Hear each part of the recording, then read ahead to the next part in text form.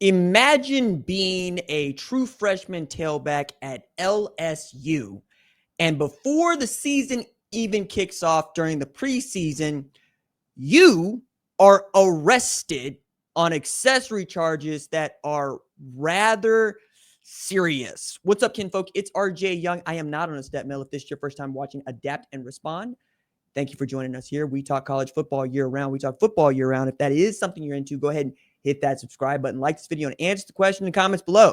Do you think that JT Lindsey is going to be playing football at LSU in 2025 after what I've got to tell you? So I want to remind you that we have a live show coming up at noon Central Time. It's 11 p.m. Eastern. I think it's 2 p.m. Pacific. Right here on Monday, as the AP is set to release its preseason top 25.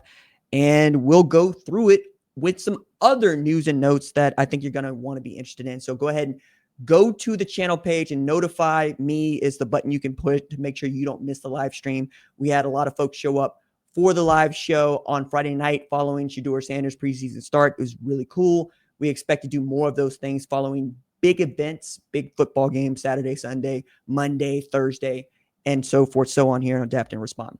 So the news here is that LSU has suspended JT Lindsey until the accessory charges against him are resolved. This is a man who is facing 2 felony counts of accessory after the fact second-degree murder, which is, yeah, that's as serious as it sounds, according to WAFB-TV in Baton Rouge. Again, true freshman here.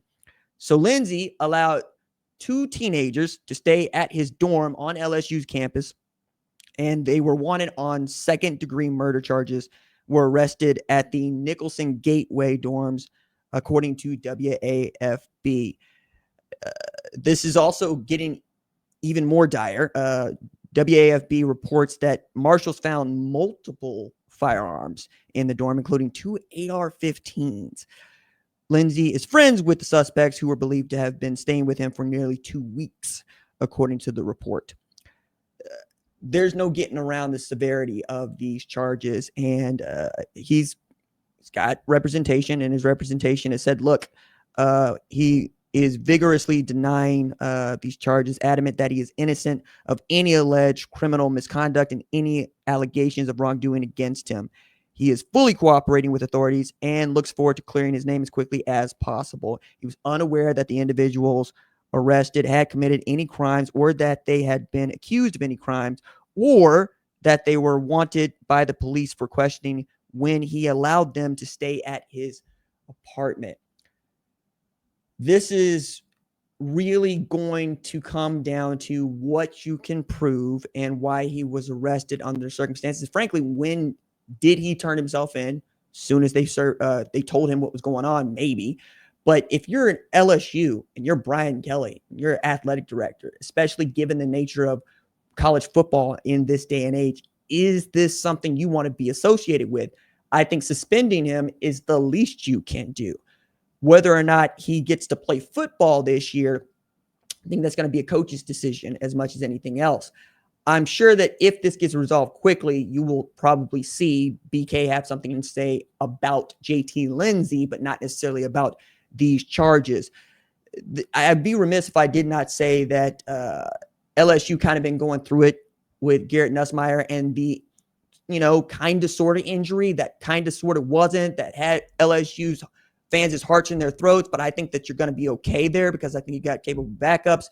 Even so, Garrett Nussmeier threw for 4,000 yards last year, and you expect that dude could lead you to a college football playoff appearance, if not help you compete for the SEC championship. And let's take it a step further. It could be your 3rd Heisman winner since 2019 if things go according to plan.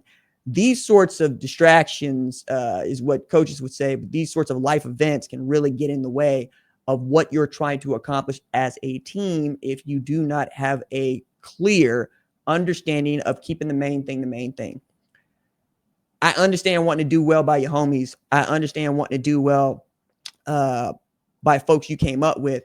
But given what Louisiana has been through, just in high school football, just in college football, we had unfortunate suicide, wide receiver. Don't need to go into it. You can watch the video. I'm just going to say LSU wide receiver. So I don't want to come apart talking.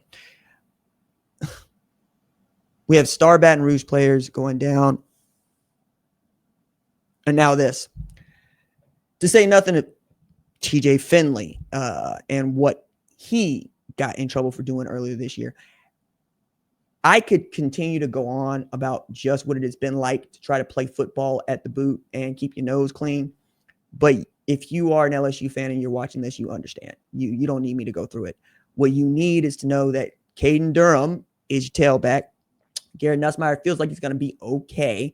And you got one of the most talented wide receiving cores in all of college football, if not in the SEC. You are antithetical to Georgia last year, right? Georgia last year had wide receivers that felt like all they did was drop passes. Not only do you have wide receivers that can catch the ball, you got speed on the perimeter. Brian Kelly is already showing everybody he is all in on this football team. He gave $1 million of his own money to this name, image, and likeness purse that they spread out across this really talented roster. You expect to be pretty good on the defensive line. You expect to be great at linebacker with Whit Weeks and Harold Perkins. You've got a defensive back group that has grown up a little bit. If you can take care of little things and win tight football games, I think that you can look at 10, 11 wins, but the schedule's still the schedule. I don't know that the JT Lindsey news is really going to affect the play on the field as much as it is going to, I hope, tighten up the LSU football team. I hope that, A, you realize that not all of your homies need to be at your house. B, you should probably be a little bit more careful about who you let in and why. And C, you still want to go out there and win football games, don't you? And anything that gets in the way of that is not good for you. It's not good for the team. Certainly not good for your growth at LSU. Like, I can't imagine being a true freshman and this happening. It's foreign to me. But it's foreign to me because I think that anybody staying in my dorm room that ain't going to school with me and ain't supposed to be in my dorm room is probably going to be the place where I draw the line. But I don't know JT, and I don't know his peoples, and I don't want to pretend like it's as simple as I'm making it out to be, but it feels that way when you see the arrest warrant. That's what the takeaway is going to be, in perception, and this is going to be everything there is. So as I'm looking at LSU and I'm looking at what the schedule belies, you got Clemson, we know, to open the season. That's not going to be an easy win. That's a top 10 team in everybody's rankings. That's a really great football team with a great quarterback and an outstanding defensive line led by Peter Woods.